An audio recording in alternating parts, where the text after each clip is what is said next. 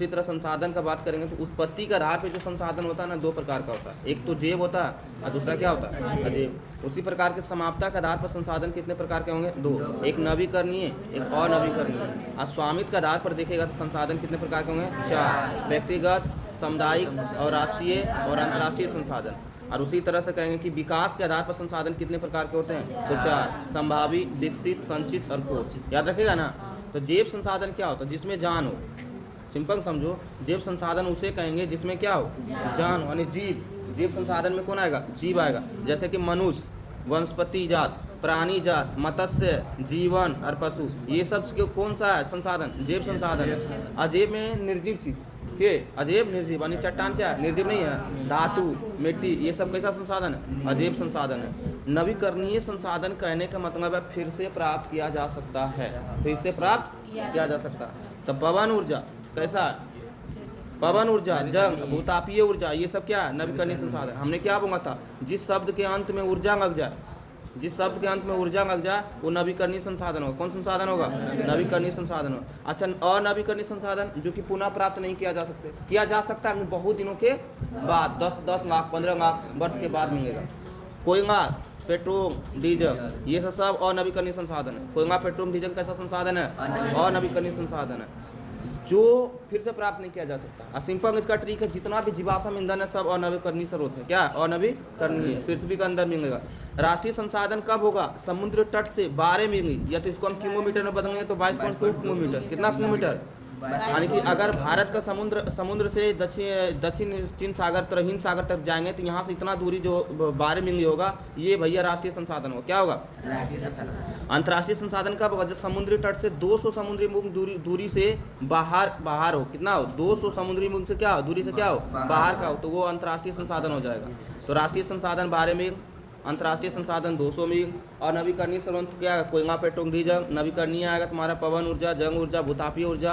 अजैव संसाधन उसे कहेंगे जो चट्टान, मिट्टी वगैरह जो निर्जीव चीज हो। जैव संसाधन जिसमें जान हो। स्वामित्व के आधार पर भैया 4 प्रकार के, विकास के आधार पर 4 प्रकार के, समाप्ता के आधार पर 2 प्रकार के, उत्पत्ति के आधार पर 2 प्रकार के। चलो आगे चलते हैं। अब भारत के पास अपवर्जक आर्थिक क्षेत्र से दूर हिंद महासागर की ओर तलहटी से मैग्नीज ग्रंथियों का खनन करने का भी अधिकार है। यानी कि अगर भारत के पास देखेगा कि उसके पास अधिकार है कि भाई हिंद महासागर में, कौन महासागर में, हिंद महासागर के जो तलहटी वाला क्षेत्र है, कौन क्षेत्र है, तलहटी वाला क्षेत्र है, वहाँ पे किसका, मैग्नीज का खनन कर सकते हैं। मैग्नीज का क्या कर सकते हैं, खनन कर सकते हैं।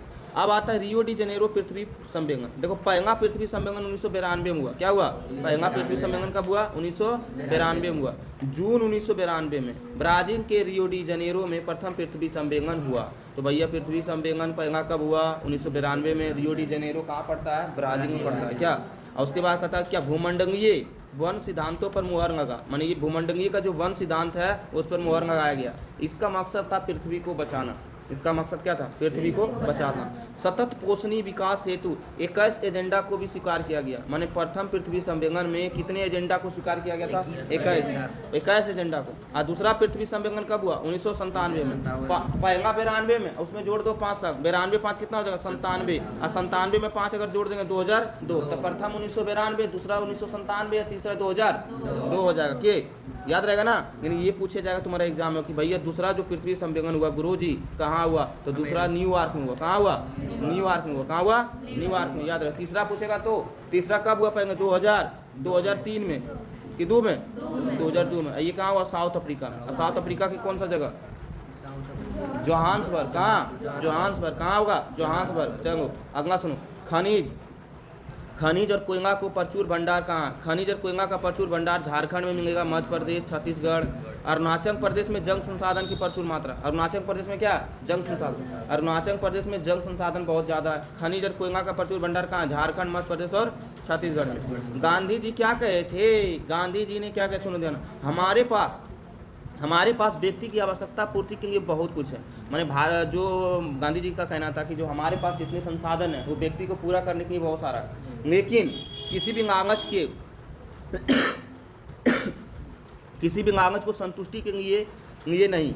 माने कि तुम्हारी आवश्यकता के लिए है, लेकिन तुम अपना घर में पेटी में भर भर के रखेगा सोना चांदी, तो वो नहीं है भैया। पेट भरने के लिए, पेटी भरने के लिए नहीं है। वही कहता है कि पेट भरने के लिए, लेकिन हमको पेटी भरने के लिए नहीं है। इनफ संसाधन है हमारे पास, लेकिन आवश्यकता के लिए जितना जरूरत है उसके लिए। ये नहीं कि तुम घर में जाके भर भर पेटी रखो।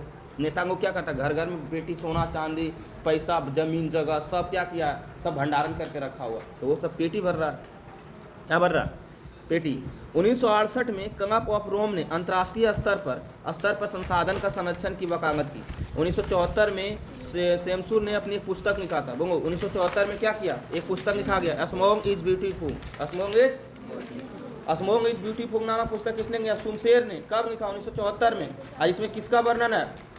गांधी जी का। किसका वर्णन है? गांधी जी का वर्णन है, याद रखना। अब 1987 में कौन सा? बुंदेलखंड आयोग के रिपोर्ट के द्वारा वैश्विक स्तर पर संसाधन संरक्षण मुख्यधारा योगदान किया, असतत पोषणीय विकास की संकल्पना हेतु किया। इसके बाद हमारे साझा भविष्य का शीर्षक पुस्तक प्रकाशित हुआ। याद रखेगा ना। भारत में 43% भू क्षेत्र पर कृषि और उद्योग का विकास के लिए सुविधाजनक है। तो भारत में कृषि में कितने परसेंट है? 43%। कितने परसेंट है? 43। और कृषि और उद्योग के विकास के लिए सुविधाजनक भी है। और 30% क्या है? बोलो पर्वत। और 27% क्या है? पठार। 27% पठार। अच्छा, भूमि का उपयोग पहले, इसके पहले एक चीज़ पढ़ लेते हैं। एड्रीन से मेढक का प्रजनन की दर को कम किया जाए। एड्रीन एक प्रकार का रासायनिक है, रासायनिक पदार्थ है जो कि मेढक की प्रजाति को कम करती है। मेढक की प्रजातियां जब बढ़ जाएगी पृथ्वी पर तो दिक्कत हो जाएगा ना, कि सीमित भर में रहना चाहिए, ये नहीं कि ज़्यादा। तो मेढक की जब प्रजाति बढ़ जाती है तो हम किसका प्रयोग करते हैं? एड्रीन को प्रयोग करके कम कर देते हैं। भूमि का उपयोग हम वन लगाते हैं कि नहीं? बोलो। उसके बाद कृषि के लिए भी करते हैं कि नहीं? बंजर तथा कृषि अयोग्य भूमि गैर कृषि कार्यों में लगाए। इमारत है, सड़क है, उद्योग। तुम इमारत कहाँ है? तुम्हारा घर कहाँ बना रहे? जमीन पे। सड़क कहाँ बना? जमीन पर। कंकर खाने कहाँ है? जमीन पर। तो प्रति भूमि पर क्या होगा? अयोग्य भूमि। देखो, वृक्ष हो गया, वृक्ष फसल लगाते, उपवन अधिक भूमि। बंजर भूमि कहाँ है? जहाँ पे बंजर भूमि उसे कहेंगे जहाँ से अधिक वर्षों से खेती नहीं हुई है। 5 वर्षों से क्या हुआ? 5 वर्ष के बाद भी खेती नहीं हुआ तो उस भूमि को क्या कहेंगे? बंजर भूमि। प्रति भूमि किसे कहेंगे? जहाँ 1 वर्ष या उससे कम से खेती नहीं हुई, जहाँ 1 वर्ष या उससे कम समय में खेती नहीं हुई। और जैसे यार अभी वो क्या वर्तमान में पड़ती है तो उसे प्रति भूमि कहेंगे। जहाँ 1 से लेकर 5 वर्ष तक खेती ना हो, प्रति भूमि हो। शुद्ध निवक बोया गया क्षेत्र। देखो, शुद्ध जो है ना, निवक बोया गया क्षेत्र कौन है? भूमि का उपयोग कारक क्या होगा? एक भौतिक कारक होगा, एक मानवीय कारक है। भौतिक कारक का मतलब अपने आप, यानी कि भू आकृति, भूमि की आकृति। जलवायु तुम्हारे मध्य में होगा। भारत की जलवायु जैसे मानसूनी है तो ये जलवायु ये भौतिक कारक है। मृदा का प्रकार, कितने प्रकार की मिट्टी पाया जाता है। तुम एक नया प्रकार की मिट्टी ले आओगे क्या? नहीं। तो ये सब भौतिक कारक है। लेकिन तुम ये सब कर सकते हो। जनसंख्या घनत्व बढ़ गई है, जनसंख्या बढ़ा दिया, जमीन कम है भाई। घनत्व की क्षमता, प्रौद्योगिक क्षमता, टेक्नोलॉजी या कैपेसिटी, सांस्कृतिक परंपरा, ये सब जितने भी है ना, ये मानवीय कारक है। कौन कारक है? मानवीय कारक है। याद रखना बाबू। भारत का जो कुल भौगोलिक क्षेत्रफल है, भारत का क्या कुल भौगोलिक जो क्षेत्रफल है 32.5 लाख वर्ग किलोमीटर है। भारत का क्षेत्रफल ऐसे भी बताया था, क्या बोलो? भारत को बताया कि भैया आगे 3 पीछे 3, 32,87,263 वर्ग किलोमीटर भारत का क्षेत्रफल है। आज क्षेत्रफल में कितना स्थान आता है? भारत का स्थान क्या आता है? क्षेत्रफल क्यों आता है? हाँ देखो, जनसंख्या में कितना आता है? जनसंख्या भारत का कौन सा स्थान? हाँ, कौन सा स्थान है? मुंह उठा के चल रहा है। जनसंख्या में कौन सा स्थान है? हटो उधर पूरा। जनसंख्या की दृष्टि से कौन सा स्थान है भारत का? पढ़ाए थे ना, जनसंख्या दूसरा, क्षेत्रफल सातवां। अभी फिर सबसे पूछेंगे, नहीं सोचना जो बच गया उसको नहीं मारेंगे, हथिया देंगे डर के। 32,87,263 वर्ग किलोमीटर है, जिसका 93% भाग हम लोग भूमि का प्रयोग करते हैं। 32,87,063 वर्ग किलोमीटर में से क्या करते हैं? हम भूमि का उपयोग करते हैं। पंजाब हरियाणा में पता 80% सिंचाई होती है। सोच लो, पंजाब हरियाणा में कितना % सिंचाई होती है? 80% सिंचाई होता है, याद रखना। जबकि अरुणाचल प्रदेश, मिजोरम, मणिपुर, अंडमान निकोबार में 10% से भी कम होता है। ये सब 7 सिस्टर का भाग है। इधर पर्वत पहाड़ ज़्यादा है तो भूमि का उपयोग कैसे करोगे? इसमें 10% होता है। लेकिन पंजाब हरियाणा में सिंचाई कितना होता है? 80% होता है। राष्ट्रीय वन नीति 1952 के द्वारा निर्धारित वनों के अंतर्गत 33% भौगोलिक वन क्षेत्र होनी चाहिए। यानी एक नीति लाया गया था, राष्ट्रीय वन नीति। कब? 1952 में। कितना % वन होना चाहिए? 33% वन होगा तभी मान होगा। 33% वन है तो ठीक है भाई, तुम्हारा एरिया बहुत सेफ है, एकदम कोई तरह का दिक्कत नहीं होगा। लेकिन भारत का देखेगा ना भाई, 33% है ही नहीं। भारत का औसत वन देखा जाए तो वन कितना % है? तो 24.62% है। कितना % है? 24। क्या 33% है? तो हमको वन लगाने की आवश्यकता है कि नहीं? हाँ तो लगाओ ना जाकर, हाँ मत करो।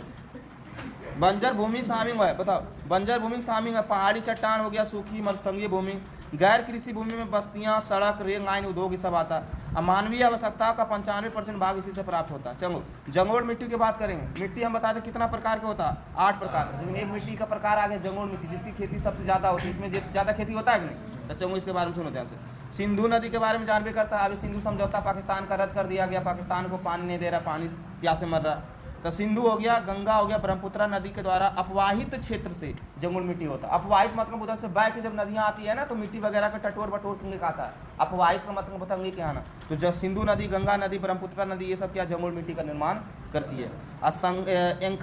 संकरा, गंगियारा, राजस्थान और गुजरात के बीच में फैली है जंगल मिट्टी। महानदी दक्षिण भारत की, उड़ीसा की। गोदावरी नदी, कृष्णा नदी, कावेरी नदी, डेल्टा का बनाकर जंगोड़ से जंगोड़ बनता है। ये सब भी नदियां से क्या करती है, माटी तटी लेकर टटोर के चलाता है, जो कि डेल्टा बनाता है और जंगोड़ मिट्टी बनता है। इसमें रेत होता है, ये मिट्टी में रेत होता है, क्या होता है, सिंक होता है और मृतिका पाया जाता है। तो जंगोड़ मिट्टी भैया बहुत अच्छी मिट्टी है, इसमें धान की खेती सबसे ज़्यादा होती है, याद रखना। नदियों में बड़े बड़े कनों वाले मृदा और नदियों के मुहाने पर, पर्वतीय तलहटी पर बने मैदानी क्षेत्र जैसे कि द्वार, जो और तराई क्षेत्र जैसे कि द्वार क्षेत्र। देखो पर्वतीय क्षेत्र में तलहटी पर जो मैदान होगा, देखो पहली बात जंगोड़ मिट्टी जो ना मैदानी क्षेत्र में होता है। और भारत में मैदानी क्षेत्र कितना परसेंट है बोलो? हाँ 29% पठार है। कितना परसेंट मैदानी, कितना परसेंट मरिया खाने के मैदानी कितना परसेंट है? मैदानी कितना परसेंट? हाँ 71% पानी है। ये हमारे 10वां के स्टूडेंट है। वो मैदानी कितना परसेंट है? 95% मैदानी है। इधर हाँ कितना परसेंट है? 29% पठार है। 29% क्या है? पठार है। वो कितना परसेंट है? नहीं पता। वो कितना परसेंट है? हाँ 43% है। कितना परसेंट है? 43%। कितना परसेंट है? 43% मैदानी है, 43% मैदानी है और 30% पर्वत है। 29% मार के तोड़ दबो। नदियों में बड़े बड़े कण मृदा इस नदियों को मुहाने पर आता है। इसमें जो क्षेत्र को बोलते द्वार, उसको बोलते जो, उसके बाद तराई क्षेत्र। और जंगोड़ मृदा में क्या, देखो सुनो ए बाबू, जंगोड़ मृदा में क्या पाया जाता है? पोटास, फास्फोरस और चूना। पोटास, फास्फोरस और क्या पाया जाता है? चूना। रंगबा चेंज कर लेते हैं कि तेरे बिना वही हट कुत्ता। चलो अब जंगोड़ मिट्टी में सुना ध्यान से, जंगोड़ मिट्टी में पोटास पाया जाता है, फास्फोरस और चूना, याद रखेगा ना। अब कमी देखो, सूखे क्षेत्र में मृदा क्षारीय होता है।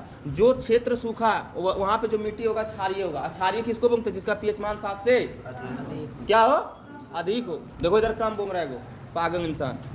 इसमें गन्ना उत्पादन होगा जंगोड़ मिट्टी में। चावल होगा, गन्ना, चावल, गेहूँ और दलहनीय फसल होगा। क्या होगा? चावल, गेहूँ, गन्ना, ये सब गेहूँ, चावल, गेहूँ होगा ना, दलहनीय फसल वगैरह किसमें? जंगोड़ मिट्टी में ना। अब दूसरा मिट्टी आता है कांगी कंगौटी। कांगी कंगौटी मतलब कांगी मिट्टी। कांगी मिट्टी का काला रंग क्यों होता है? क्योंकि भैया एल्युमिनियम मंगो योगी के कारण। या तो तुम अच्छा से पढ़ोगे, इसका नाम है वो टेटेनीफेरस, टेटेनीफेरस, याद रखना, न्यूट्रिएंट वगैरह में देंगे, उसके कारण कांगा होता है। या तो तुम गनंगो ऑक्साइड के कारण भी कांगा होता है। कांगा रंग जो होता है ना, इसका दूसरा नाम है रेगुड़ मिट्टी। कांगी मिट्टी का दूसरा नाम क्या है? या तो इसे कांगी कपास मृदा कहेंगे। इसमें सबसे ज्यादा खेती किसकी होती है? कपास की होती है। रट लेना, यही सब पूछा जाता है कांगी मिट्टी में किसकी खेती होती है? कपास की खेती होती है। किसकी होती है?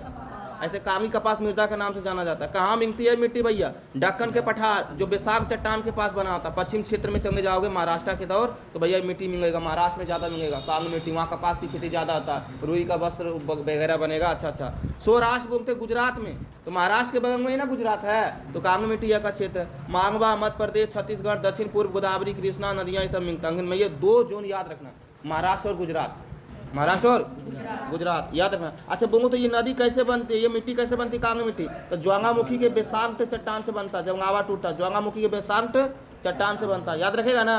तो निर्माण होता है लावाजनक से, आग्नेय सेंग से, याद रखना। कैल्शियम कार्बोनेट और मैग्नीशियम, पोटास, चूना से परिपूर्ण है। कांगी मिट्टी में क्या परिपूर्ण है? इसमें भैया तुमको कैल्शियम कार्बोनेट मिल जाएगा, मैग्नीशियम मिल जाएगा, पोटास मिल जाएगा, चूना मिल जाएगा।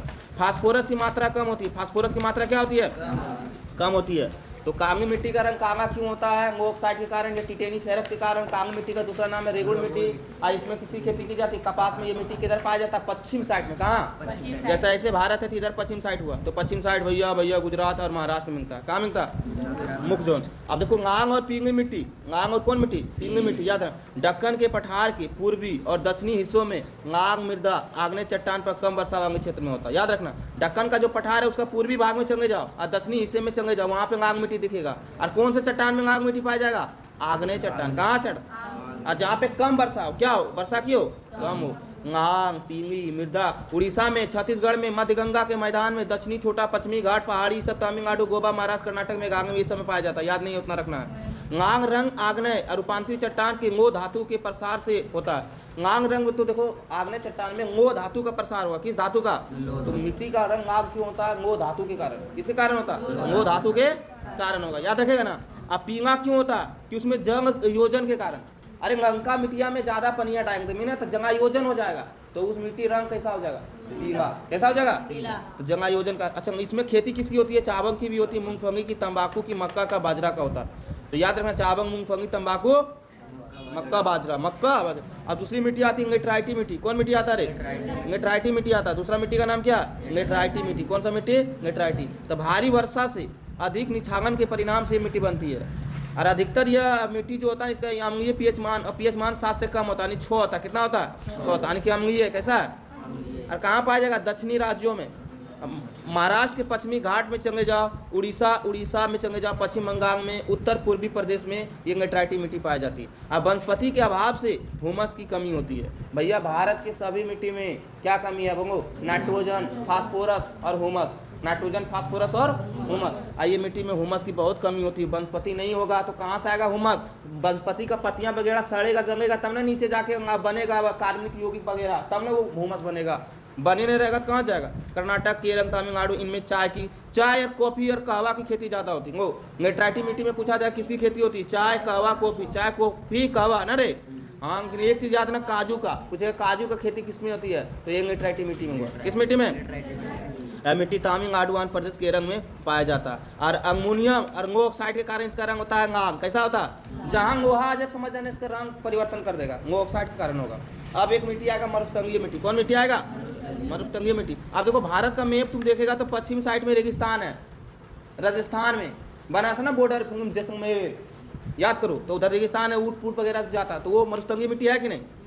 बोलो रे, मुंह में आवाज नहीं है। तो मरुस्थलीय मृदा इस ह्यूमस और नमी के कम होती है मात्रा, और इसमें नीचे में कैल्शियम की मात्रा ज़्यादा होता है। अच्छा बोलो, चूना पत्थर, जो कि बंगुआ में चूना पत्थर जो चमचम करेगा, वही तो है चूना पत्थर।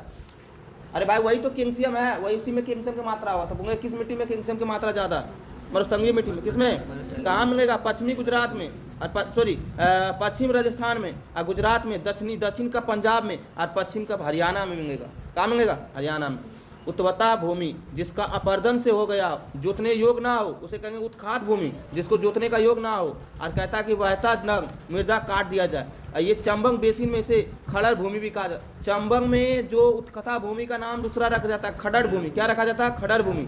पश्चिम और मध्य हिमालय में सोपान और सीढ़ीनुमा की खेती की जाती है। वो पश्चिम साइड में कौन खेती होती है? सीढ़ीनुमा की खेती होती है। ऐसे कृषि का पट्टी कृषि भी कहा जाता है। याद रखना सीढ़ीनुमा क्या होता है। इसमें पेड़ लगाकर रक्षक मेखला बनाया जाता है जो पवन की गति वगैरह को रोकता है। ये सब याद करना।